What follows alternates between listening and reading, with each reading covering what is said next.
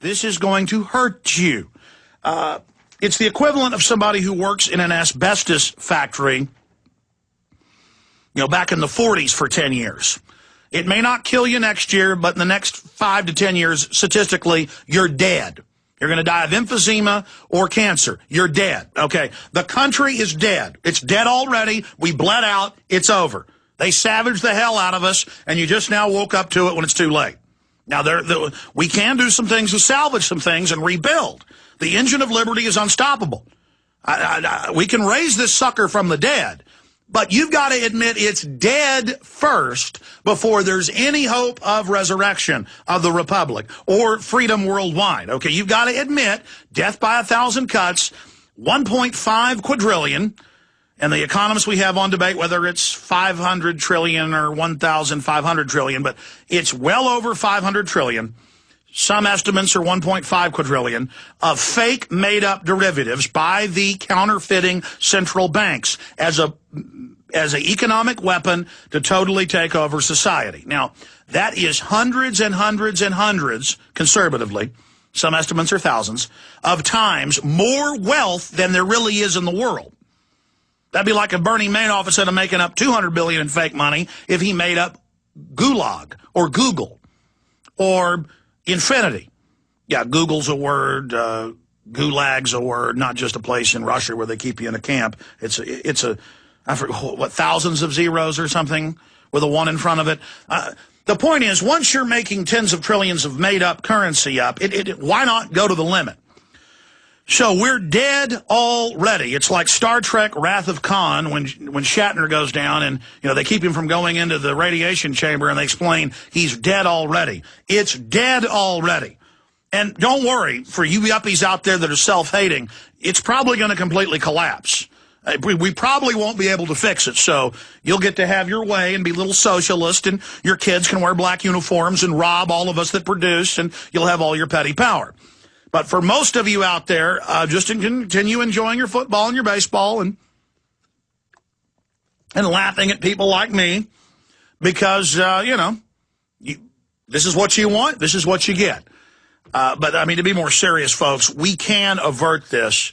We can reverse this if you get really hardcore serious and awake and angry and upset. Okay? Like they're doing in Greece, like they're doing in Iceland, many other nations. The bankers are in trouble. They are not invincible. But when we come back, I want to first get into Felipe Calderon coming here to the U.S. and lecturing us. No one else would put up with this but people in the U.S. We are just such weak, slack-jawed, broke-back, politically correct chicken necks. We put up with any amount of humiliation. We see it as a virtue. We've been trained to be cowardly and domesticated, and it's time to wake up again and realize that if they get our guns, our journey to slavery is complete. So we're going to break down Felipe Calderon demanding that we turn our guns in.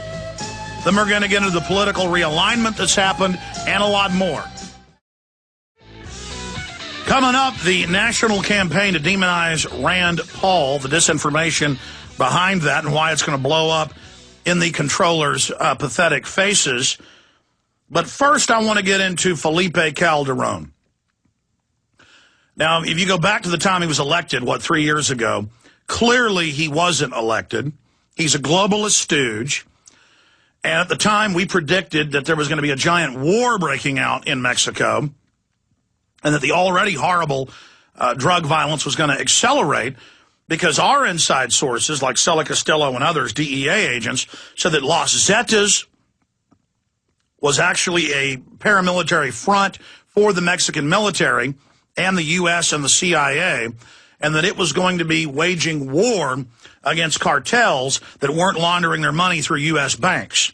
And, of course, now it's even on the news that CIA aircraft crash in Mexico with 3,000, tons of pure cocaine coming from the source, and our troops are told, grow the poppies in Afghanistan, and they put it on the news and explain, well, we're growing it and shipping it out, but if we catch you with it, you're still going to jail. Well, yeah, because our government deals the drugs, and the banks make the money, and they've got to keep it illegal to keep the price up. So it's very simple, but side issue. Felipe Calderon is a complete thug. And his government is just filled with narcotics traffickers. They're constantly ratting each other out. And most of the weapons being used, and I've seen this in State Department reports, have grenade launchers. They're German military weapons. They're U.S. military weapons that are sold to Mexico as the multi-billion-dollar aid packages. And then the Mexican military sells it to even the rival drug cartels to make money. And then some of the Mexican people are buying shotguns, are buying handguns in the U.S. They're not allowed to own guns in Mexico. That's why they're slaves, to defend themselves. And Felipe Calderon doesn't like this. Look, these people are his property. Okay, I mean, you try to protest the government in Mexico, they just pull up with machine guns and mow you down. The police were wearing ski masks there 50 years ago. We're just now becoming slaves here. And he got up before the Congress and he said, look, if you allow these guns to be sold in Mexico, criminals may even challenge your government. And that's a threat. He'll just have some Mexican drug gangs already killing cops, kill more. But so most of the guns going to Mexico are not from the U.S. or from gun shops or gun shows. But this is their new reason to want to ban all semi-automatic handguns and rifles in the U.S. and to ban gun shows. And the Attorney General's been pushing it, who, by the way, argued 2 years ago in federal court that he's for a complete gun ban of U.S. citizens. And, that's the problem with these illegal aliens. When they become citizens, over 90% of the time in polls, they vote to take guns. They vote to be slaves again. Oh, please, don't let me own a gun. Take my gun. So that's another reason we've got to be against these open borders. But imagine a U.S. president going down to Mexico and telling them what to do. And that's why Congressman McDermott and others pointed out this violates all the decorum of the House. No one ever does this. No foreign leader has ever come and told us what legislation to pass, but it's all part of humiliating the U.S., all part of training the American people to put up with all forms of humiliation. Obama is the head of the UN Security Council in violation of Article 1, Section 9 of the Constitution. It's a felony. He still is a UN official, the head of the UN. It's all part of throwing it in our face, setting the precedent. Yeah, we're going to take your blood without warrants at checkpoints. Yeah, we're going to take all babies' blood at birth and put it in the Pentagon database. Yeah, we're going to take your pension funds. Yeah, we're going to steal tens of trillions of dollars and not tell Congress where the money went when people ask in the Congress of Tim Geithner and others, Treasury Secretary. It's all about humiliating us and letting us know we're pathetic slaves. And so they have this kingpin, this El Jefe, this mob boss, Calderon, comes to the United States and gets standing ovations when he calls for banning most types of firearms. All semi-automatic are, quote, assault weapons. Now, remember, Mexico has the highest crime rate in the world, according to the State Department. 23,000 deaths and counting in the last 2 years. There's kidnappings of U.S. citizens, attacks on the U.S. Embassy. Even resort areas are imploding to crime and murder, like Cancun. Nowhere is safe there. You couldn't travel somewhere more dangerous. You might as well go to the West Bank of Israel, of Palestine. It's safer. I mean, there's nowhere more dangerous, but you notice the colleges tell the college kids go there, and everybody tells you get a trip down there and go down there so you can be shaken down by the Mexican troops, so you can be kidnapped, so you can be murdered, so you can be raped. It's so much fun to be kidnapped and killed. It's so much fun. It's more dangerous than Brazil in kidnapping now. It's more dangerous than Costa Rica or Argentina or any of these countries. And by the way, Costa Rica isn't safe anymore. They'll lie to you and tell you that. It's worse than Bolivia. It's worse than Honduras. These are really bad countries now I'm naming. Costa Rica's pretty good comparatively. It's worse than, what's one of the most horrible with the shining path? Peru. Okay, I mean, we've got a real toilet south of us, okay? I mean, this thing is completely collapsed. Okay, the government makes people in the Justice Department take implantable microchips to get in the building. Okay, Mexico makes you register with thumbprints to get a cell phone. Total police state. Collapsing completely, thanks to NAFTA and GATT. Oh yeah, it's been worse for Mexico than even for the U.S., but good for the globalist.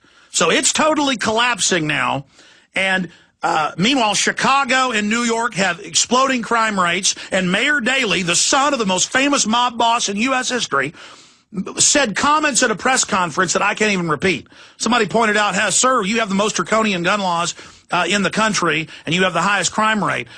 Criminals move here because they're safe. And he said, I ought to shove a gun up your you-know-what and basically blow you away. Just a total big fat mobster. Oh, you got a problem? I own yous. You understand that? I own you and your family. I'll shove a gun in you, you know what? I mean, we can play the clip. That's what Calderon is. That's what Daley is. That's what Bloomberg is big fat mobsters sucking your blood, sucking your taxes. You want to be a third world country? You want to have your pension funds taken? You want to have everything devalued? It's going to happen to you, all you scumbag, weak, disgusting yuppies that suck your thumb for a living and are dumber than a box of rocks and are so politically correct you'll never get up and stand up and speak out for anything. And all you politically correct scum out there that love seeing America fall and love all the tyranny and love seeing this country become bankrupt. Oh, did you think you're going to get all your La Reconquista and your La Invasora and your socialism? No, it'll be a big toilet. It'll be a big giant toilet like Eastern Europe. It'll be a big giant filthy toilet.